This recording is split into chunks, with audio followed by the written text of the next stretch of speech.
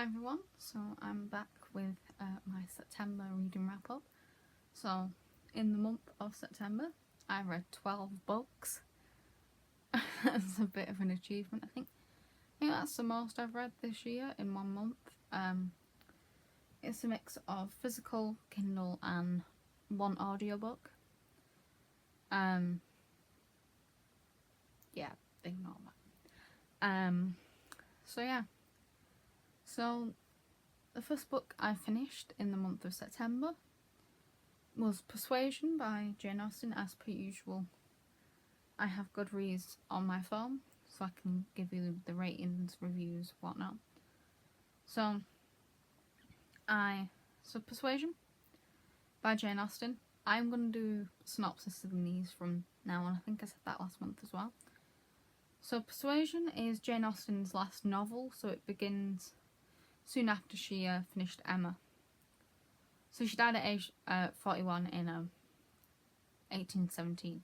This book was published in August.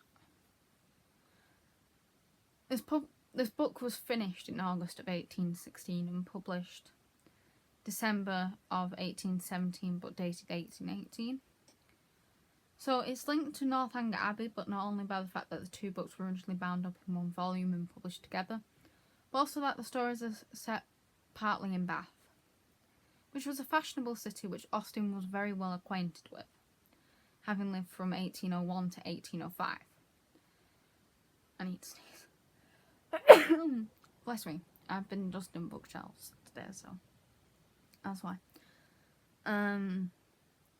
So besides the theme of persuasion, the novel evokes other topics, such as the Royal Navy and two of Jane Austen's brothers ultimately rose to the rank of admiral.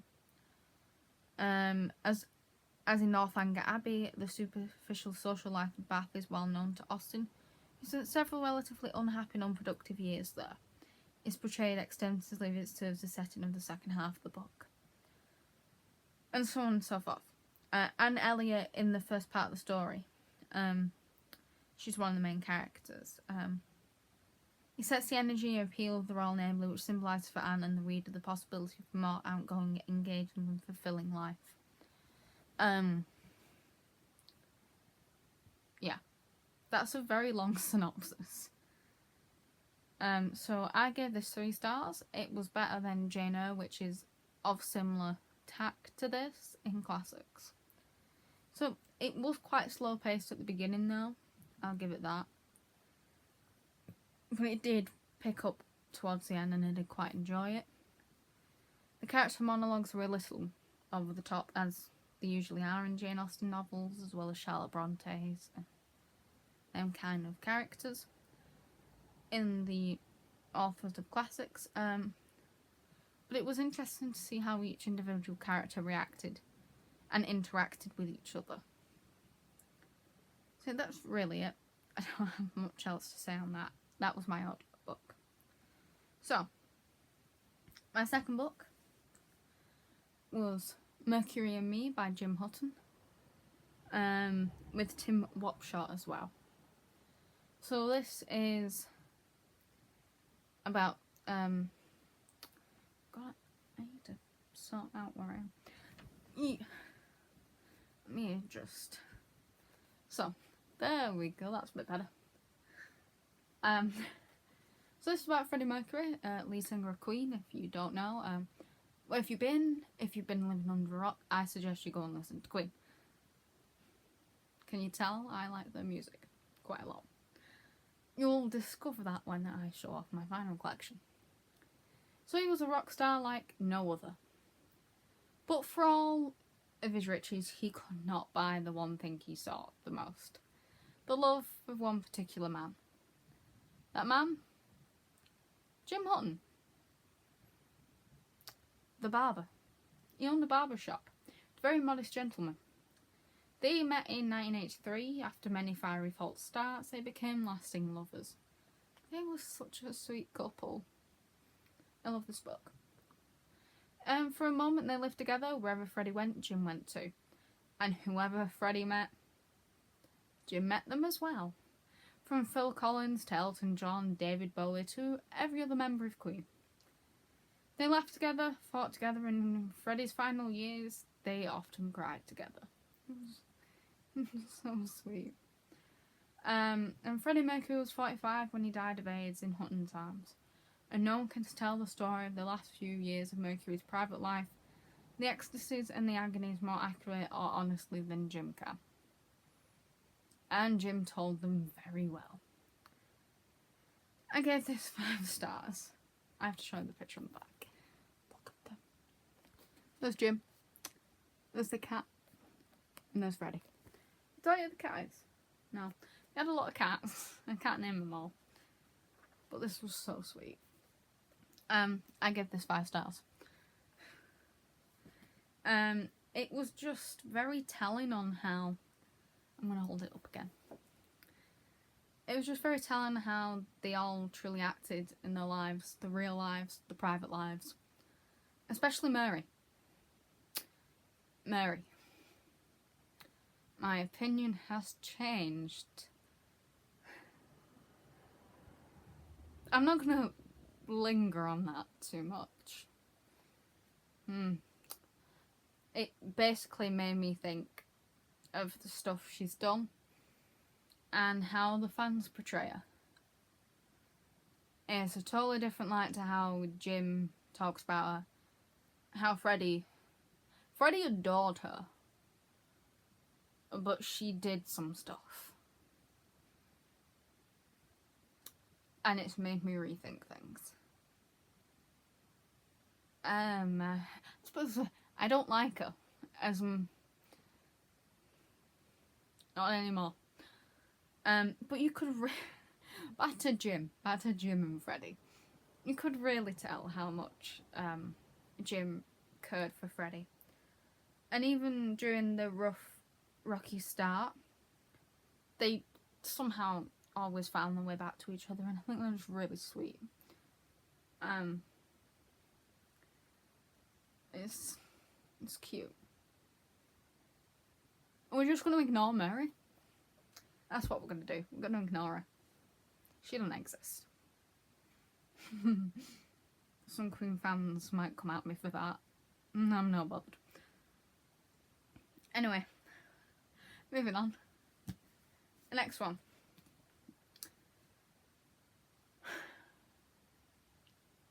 The Family Upstairs by Lisa Jewell. In a large house in London's fashionable Chelsea, a baby awakes in her cot. Well fed and cared for, she is happily waiting for someone to pick her up. In the kitchen lies 3 decomposing corpses. Close to them is hastily scrawled a note. They have been dead for several days. That is not a spoiler, that is literally what it says on the back. I give this 1 star. I DNF'd it. I DNF'd it at 52%. This was awful. So much so, I unhauled the second one, The Family Remains, without even reading it. So, it was disappointing. Barely anything happens. Halfway through, nothing happens. Why would you write a murder mystery and nothing happens? Why? Why would you do that? The murder was committed before the book even started. Don't write Don't write a murder mystery and do that. Makes no sense. There was no build-up to it. It's just watching people inherit shit. I don't want to watch people inherit shit. I just don't. It lacked anything that was thrilling. It was like a terrible soap opera. Like Hollyoaks. Yeah. That's going. I'm unhauling that. Put that there. That's disappearing.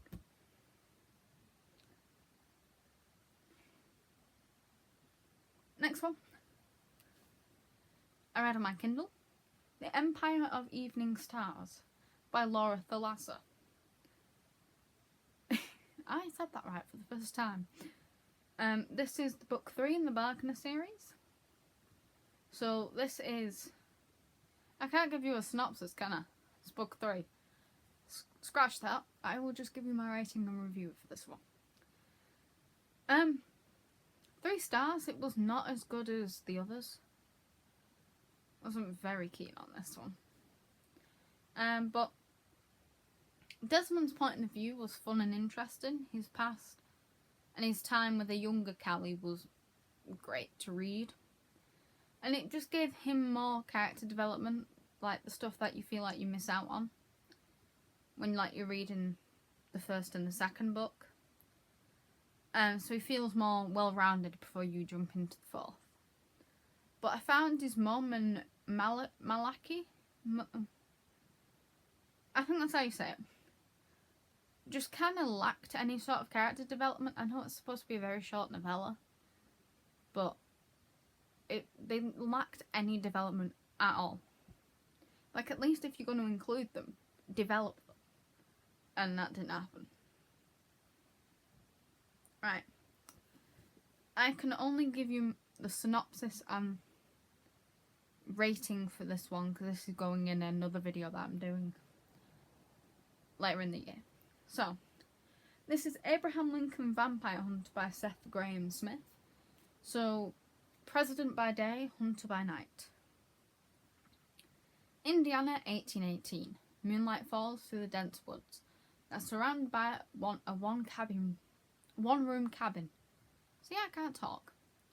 When a 9-year-old Abraham Lincoln kneels at his suffering mother's bedside, she has been stricken with something the old-timers call milk sickness. "My baby boy," she whispers before dying. Only later will the grieving Abe learn that his mother's fatal affliction was actually the work of a vampire.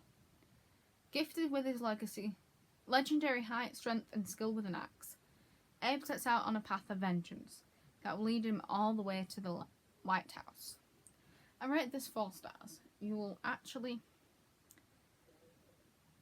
get my full review. You can hear stuff outside, that's really annoying. You get my full review in a celebrity reading recommendations video at the end of, near the end of the year. Because I have all the rest of them in a TBR pile. I've got 3 more before this celebrity, it's done. I wonder if you can guess the celebrity. Because I have read 3, which you'll see another one in this pile. I read one a couple months back. So see if you can guess the celebrity this will be.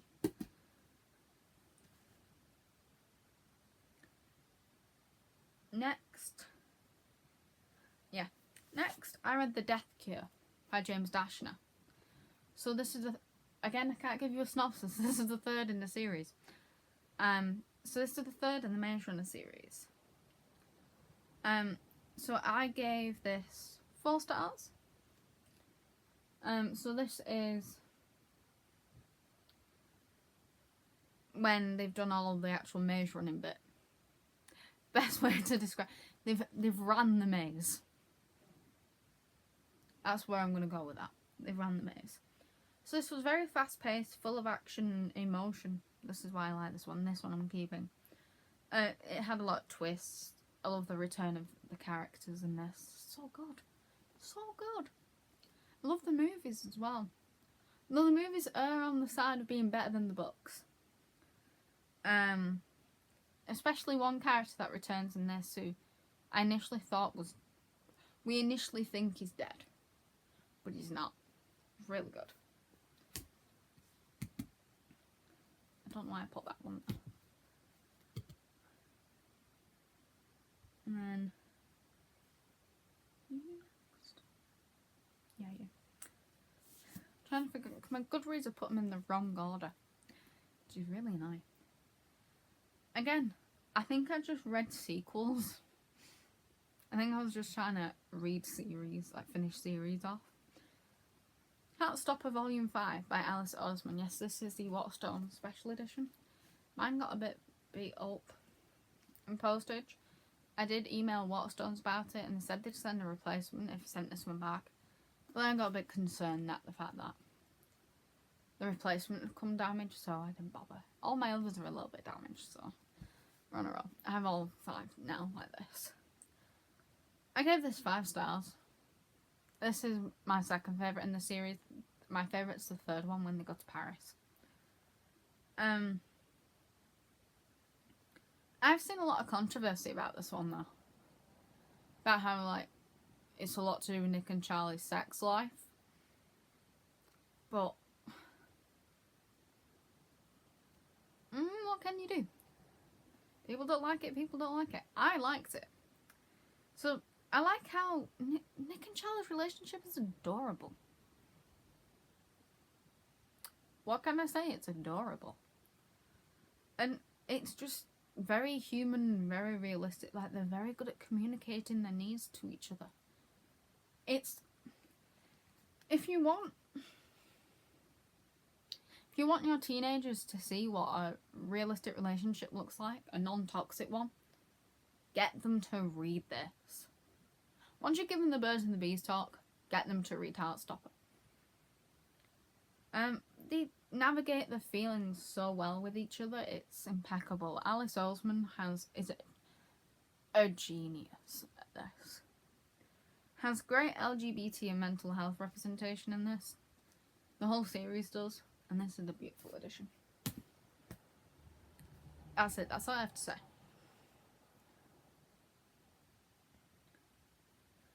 Then, we're back to disappointments. The Kill Order by James Dashner. I can actually tell you what this one's about. This is a prequel to The Maze Runner. So, the Sunflowers have unleashed devastation on the Earth. Mark and Trina were there when it happened, but against all the odds they survived. But now a violent and highly contagious disease is spreading like wildfire. Worse still, it's mutating and people are going crazy. Mark and Trina will do anything to save their friends. If only they can avoid madness and stay alive.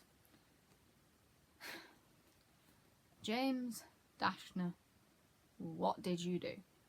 I read The Crank Palace last year. Well, I did the audiobook of Crank Palace last year. That wasn't great. That wasn't a prequel, that was a novella. In between 3. I know I read it at the wrong spot, I don't care. In between 3 and this one. But no. Just no. The prequels... I didn't even read the Fever Code, I just got rid of it. This was 2 stars. Yes, it gives more context to the Maze Runner world and the Sunflowers and all of that. But that's where the good points of it stop.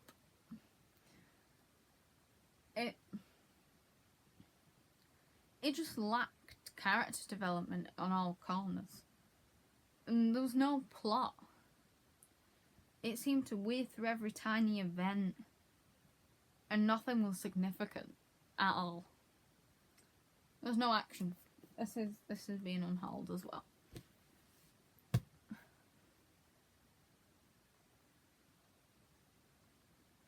Then I read Dark Harmony by Laura Thalassa. This is the last in the Wagner series. Book 4. So I have finished a series. I finished 2 actually, because I finished The Maze Runner.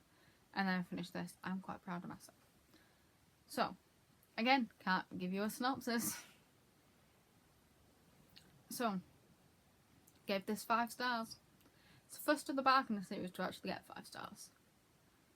But so much happened. Literally, there was so much plot. I'm just going to get a bit more comfortable. So, I can't read part of this review. Sugar. Great. I put spoilers in my review. Spoiler alert. I'm going to read this. Because I have to. So I gave this 5 stars. So there's so much plot. And everything just leads to this huge, amazing fight between Callie and the Thief of Souls. You kind of know the Thief of Souls at the beginning of the series anyway. So it's not really much of a spoiler. So Des and Callie's relationship kind of like... Yeah, they have fights. But it weaves into this like beautiful... rose almost. Just kind of blooms like that. You know. I'm not describing that great. No, I'm not. But they have such a lovely wedding. And the worlds kind of just collide and they're described so vividly. It's beautiful. Yeah. Yeah.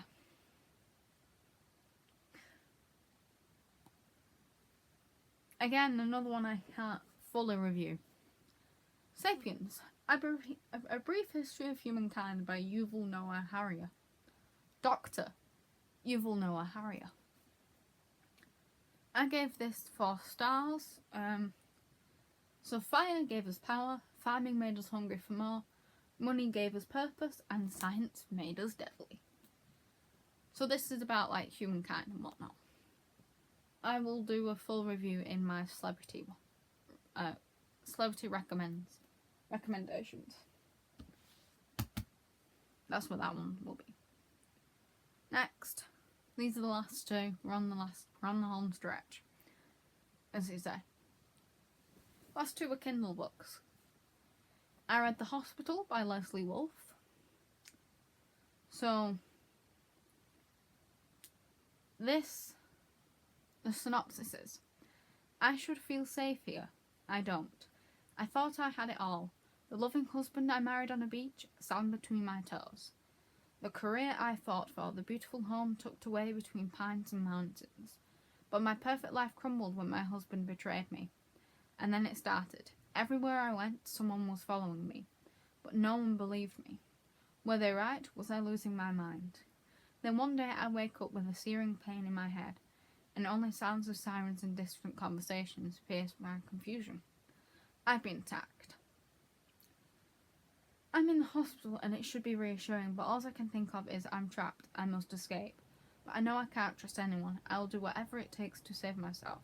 You will never see the twist coming in this jaw on the floor, gasp out loud, rollercoaster #1 best-selling author of The Searcher. That's what it says at the bottom. So Leslie Wolfe wrote this. I gave it 3 stars. It had some nice dual POVs between Emma and her stalker, but the pacing was off pretty much throughout the entire book. There's no doubt about the pace. It was very slow and then it moved very fast. There was no in between. And the ending was very, very underwhelming. Not the best thriller ever. I don't seem to have much luck with thrillers. I've got a couple more to try. I've got quite a few actually. I'm gonna keep trying. I'm gonna find them. Then the next was King of Wrath. First in the King of Sin series by Ana Huang. So she's the wife he never wanted, and the weakness he never saw coming. Ruthless, meticulous, arrogant Dante Russo thrives on control, both personally and professionally. The billionaire CEO never planned to marry until the threat of blackmail forces him into an engagement with a woman he barely knows. Vivian Lau, jewellery heiress and daughter of his newest enemy. It doesn't matter how beautiful or charming she is. He'll do anything in his power to destroy the evidence and their betrothal. But there's only one problem. Now that he has her, he can't bring himself to let her go. Elegant, ambitious, well-mannered, Vivian Lau is the perfect daughter and her family's ticket into the highest echelons of high society. Marrying a blue-blooded Russo means opening the doors that would otherwise remain closed to her new money family. While the rude, elusive Dante isn't her idea of a dream partner, she agrees to their arranged marriage out of duty. Craving his touch was never part of the plan. Neither was the worst thing she could possibly do. Fall in love with her future husband. I gave this 3 stars. It beat Twisted Love, which was the first one in her Twisted series. It beat that. I'll give it that. But I just don't like the arranged marriage trope. It's a horrible trope. I didn't know it was in this. I didn't read the synopsis. So I did character reviews for this. So I'm gonna start with Vivian. She's whiny and she's annoying. She seemed to have a victim complex over her issues with her parents. Dante even states the complete obvious about that, and she kind of hates him for it. She's an adult with her own life. She can go against what her parents say, but she chooses not to. Well, she's got her own money. She has her own business. She's an event party planner person for the rich and the elite, but she completely chooses to be under her smother casing parents' viewpoints. It really annoys me. Just but Dante, he was interesting. This is why it gets 3 stars and not 2. He was very arrogant right at the beginning. But then again, he did what he had to do to save his brother. His brother would have been killed by mafia people. So it's a win-win situation. And his parents turned their back on him and his brother, so it's like, kind of felt bad for him in a sense, because he's never known that kind of thing. He was brought up by his grandfather to be the CEO and was kind of like groomed into that kind of position. Yes, he should have told Vivian about like the blackmail and all of that, what her dad was actually doing. But then it was easy to kind of tell he was protecting her from something. So it's like, he wasn't really in the wrong, but he kind of was as well. Depends on how you look at the situation, but it was an okay book. I'll give it that. Yeah. So that is it. All the 12 books I read in September. It's a lot of books. So, for what I'm currently reading, audiobook is The It Girl by Ruth Ware. Physical book is the complete Bloodslave series by Eden Wildblood. I have started that today. Kindle will be the second in the King of Sin series by Anna Huang. So that's kind of what I'll be reading going into October.